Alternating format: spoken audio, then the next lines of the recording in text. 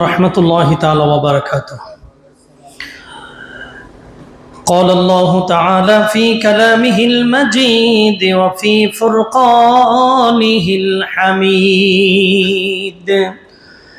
أعوذ بالله من الشيطان الرجيم بسم الله الرحمن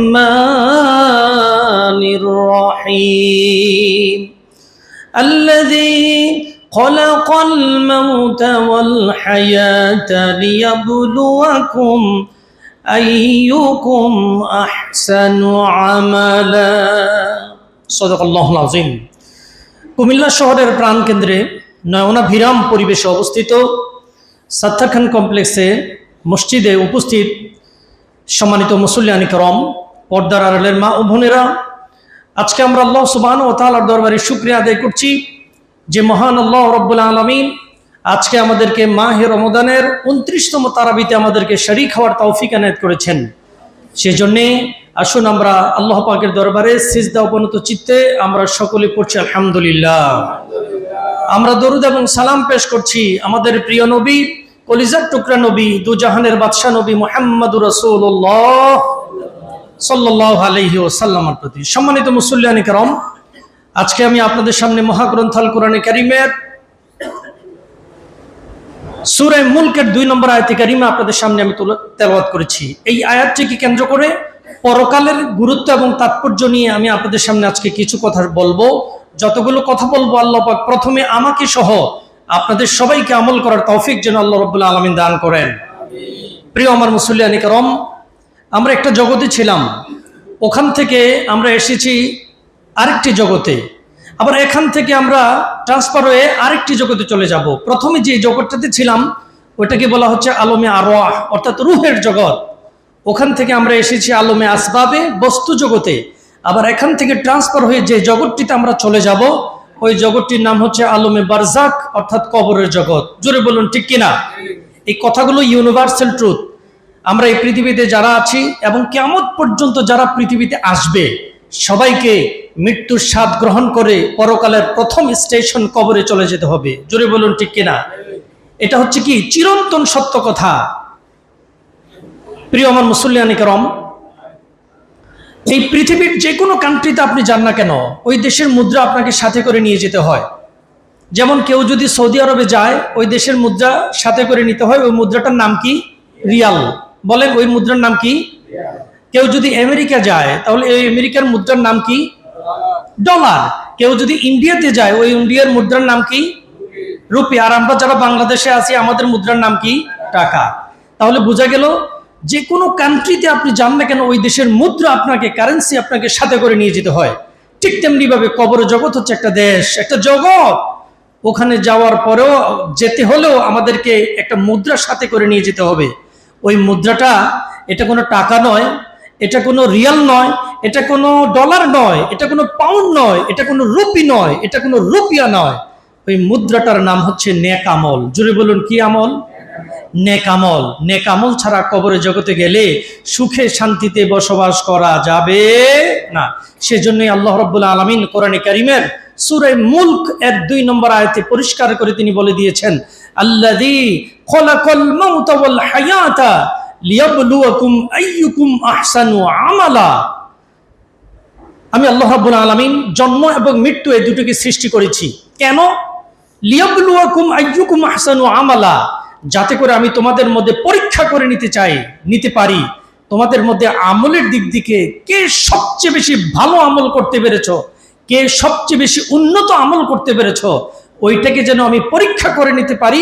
সেজন্যই আমি তোমাদেরকে সৃষ্টি করে পৃথিবীতে পাঠিয়ে দিয়েছি পরীক্ষা নেওয়ার জন্য। সম্মানিত মুসল্লিয়ান কিরাম, তাহলে মৃত্যু যখন আসবেই আমাদেরকে মালাকুল মউতের সাথী হয়ে আমাদেরকে পরকালের প্রথম স্টেশন কবরে চলে যেতে হবে। এই কথাটা আপনারা স্বীকার করেন তো? নাকি এমন কোন লোক আছেন যে হুজুর দোয়া রাখেন আগামী 50 বছর আমি মরব না? আসেনি? হ্যাঁ, এটা কিন্তু আমি গ্যারান্টি দিতে পারি না। আমি যে আজকে এখানে নামাজ শেষ করে আমি বাসায় পৌঁছতে পারবো এটা আমার কাছে কোনো গ্যারান্টি নাই। আপনাদের কাছে কি আছে? নাই, মুহূর্তের মধ্যে শেষ হয়ে যেতে পারে। জোরে বলুন ঠিক কিনা? রমজানের প্রায় 15 রমজানে আমরা দেখেছি অনলাইনে যে একজন বর কনে বিবাহ কমপ্লিট করে বাড়ির দিকে রওনা দিয়েছে, একই পরিবারের 9 জন দুনিয়া থেকে চিরবিদায় হয়েছে অ্যাক্সিডেন্টে, ঠিক কিনা? হয়ে যেতে পারে। সুতরাং আমাদের সব সময় মৃত্যুর জন্য আমাদেরকে প্রস্তুতি নিতে হবে। তিরমিজি শরীফের হাদিস শোনাচ্ছি, ক্বালা নবী সাল্লাল্লাহু আলাইহি ওয়াসাল্লাম, আল কবরু রাউযাতুম মিন রিয়াজিল জান্নাহ আও হুফারাতুম মিন হুফারিন নার। নবী করিম সাল্লাল্লাহু আলাইহি ওয়াসাল্লাম বলেছেন, কবরটা কারো কারোর জন্য জান্নাতের বাগান হবে, আবার এই কবরটা কারো কারোর জন্য জাহান্নামের গর্তে পরিণত হয়ে যাবে। প্রশ্ন আসতে পারে, কাদের জন্য কবর জান্নাতের বাগান হবে? আরেকটি হাদিস, আমি এই হাদিসের ব্যাখ্যা হিসেবে আরেকটি হাদিস আমি শোনাতে পারি এভাবে, ইযা মাতাল ইনসান ইনকাতাহু আনহু আমালুহু ইল্লা মিন সালাসা ইল্লা মিন সাদকাতিন জারিয়াতিন আও ইলমুন ইয়ানতাফাউ বি আও ওয়ালাদিন সলিহিন ইয়াদউ লাহ। নবী করিম সাল্লাল্লাহু আলাইহি ওয়াসাল্লাম বলেছেন, কেউ যদি এই পৃথিবীতে 3টা কাজ করে কবরে যেতে পারে। জোরে বলুন কয়টা কাজ? সবাই বলেন কয়টা কাজ? এই পৃথিবীতে যদি কোনো ইমানদার মুমিন মুসলমান যদি 3টা কাজ করে কবরে যেতে পারে, তাহলে কবরে তার কোনো টেনশন করা লাগবে না, অটোমেটিক এই পৃথিবী থেকে ফ্লেক্সি লোড হয়ে তার কবরে সওয়াবগুলো পৌঁছতেই থাকবে। জোরে বলুন সুবহানাল্লাহ। কয়টা কাজ? আমরা মোবাইলে ফ্লেক্সি করি না? কান্দির পাড়তে ফ্লেক্সি করলে ঢাকাতে যায় কি যায় না?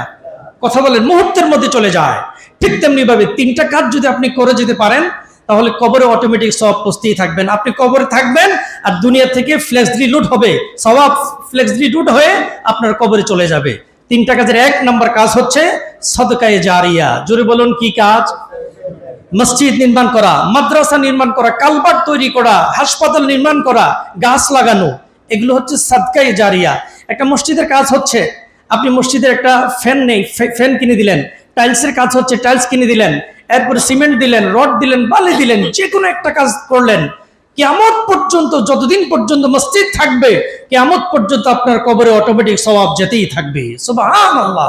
এই কাজটা আমরা করতে পারি কি পারি না বলেন? সবাই বলেন পারি কি পারি না? আমরা যেন এই কাজের সাথে যেন সম্পৃক্ত হতে পারি, তৌফিক যেন আল্লাহ পাক দান করেন, বলেন আমিন।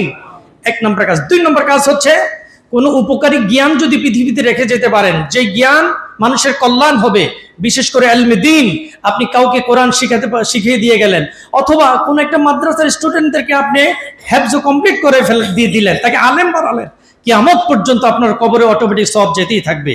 3 নম্বর কাজ যেটা, সেটা হচ্ছে কোনো নেক সন্তান যদি পৃথিবীতে রেখে যেতে পারেন, যেই সন্তান বাবা এবং মায়ের মৃত্যুর পরে হাত তুলে চোখের পানি ছেড়ে দিয়ে বলবে, রব্বির হামহুমা কামা রব্বায়ানি সগীরা। এই দোয়া পরে হাত তুলে যখন চোখের পানি ফেলবে, আল্লাহর নবী বলেছেন, সন্তানের চোখের পানি চোখ থেকে বেরিয়ে নাকের কাছে আসতে না আসতে তার কবরে আযাব মাফ করে দেওয়া হয় মা এবং বাবার। সুবহানাল্লাহ। সুতরাং এমন নেক সন্তান যদি কেউ দুনিয়ায় রেখে যেতে পারে, মৃত্যুর পরে তার টেনশন করা লাগবে না, অটোমেটিক দুনিয়া থেকে সওয়াব তার কবরে পৌঁছতেই থাকবে। সুবহানাল্লাহ বলেন। আর কাদের জন্য কবর জাহান্নাম হবে? এক কথাই বলে দিচ্ছি, কাফের মুশরিক বেঈমান যারা, তাদের কবরে অটোমেটিক 24 আওয়ার্স আযাব চলতেই থাকবে।